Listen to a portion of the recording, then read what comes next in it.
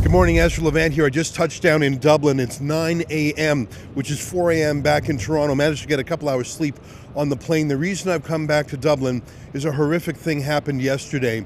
Allegedly, a migrant at a huge urban refugee camp that the Irish government set up in Dublin allegedly raped a 10-year-old girl at that refugee camp. Now, this 10-year-old girl was in state custody, so she was a ward of the state. How did a 10-year-old girl find her way from being a ward of the state to the refugee camp and being allegedly raped there? It's so shocking.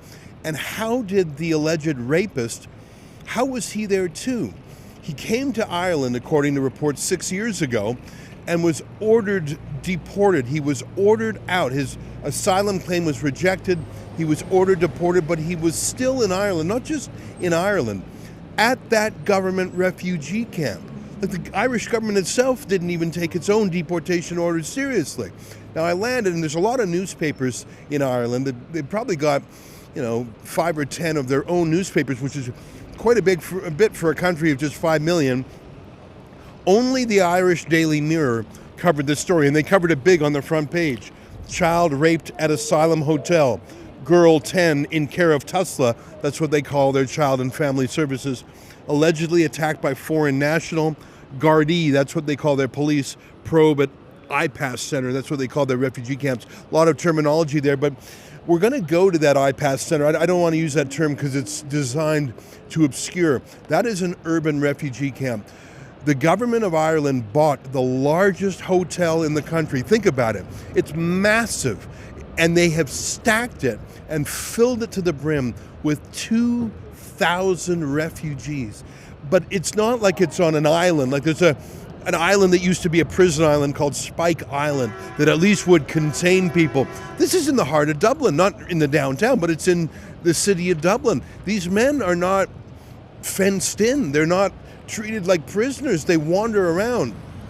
In fact, locals have been documenting a crime wave because of this refugee camp. Normally it's just harassment and trespass, public drunkenness and threats, minor assaults. The crime rate in this IPAS Center, this refugee camp, is 30 times as high as the normal Irish crime rate. It's shocking that it has proceeded, but there is a unanimity in the political class in Ireland to support massive open borders immigration. And the parties collude with each other to keep out any critics. For example, Conor McGregor, the mixed martial arts fighter, he wanted to run for president, and part of his theme was to stop open immigration. Well, there's very complex rules for running for president here, and they basically locked hands and said, no one from outside our groupthink is allowed.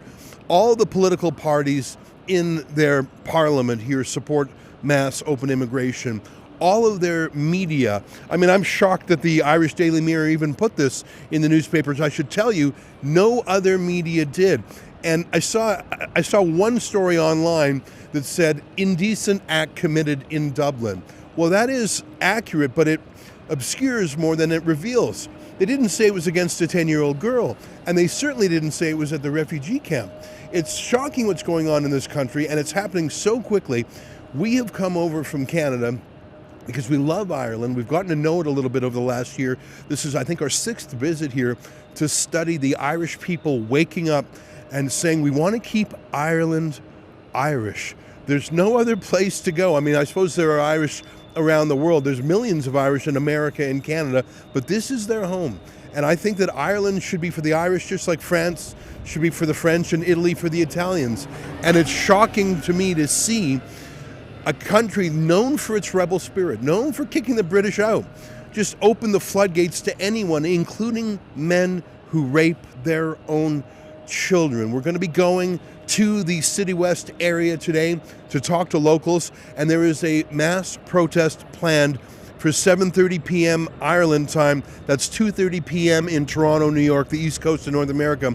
So we will be on the scene, talking to people, covering it, because I fear that the regime media, the mainstream media, will either ignore it, as 90% of the newspapers did today, or say what they usually say, basically calling any Irish mothers who are worried about rape, basically calling them racist. We're going to give the other side of the story. We're going to talk to real Irish people, and we're going to stand up for this poor little girl.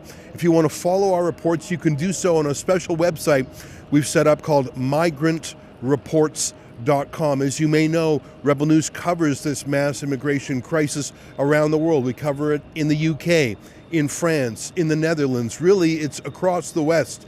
And we'll have our reports there at migrantreports.com. Lincoln and I came over from Canada last night. We bought the cheapest fare we could find. It was still sort of expensive on last minute's notice, but if you can help us out to chip in to crowdfund our expenses, that's the difference between us and the state broadcaster RTE. They live off the avails of the government, which is why they never criticize the government. All right, we're going to make our way to City West. Keep in touch with us at migrantreports.com.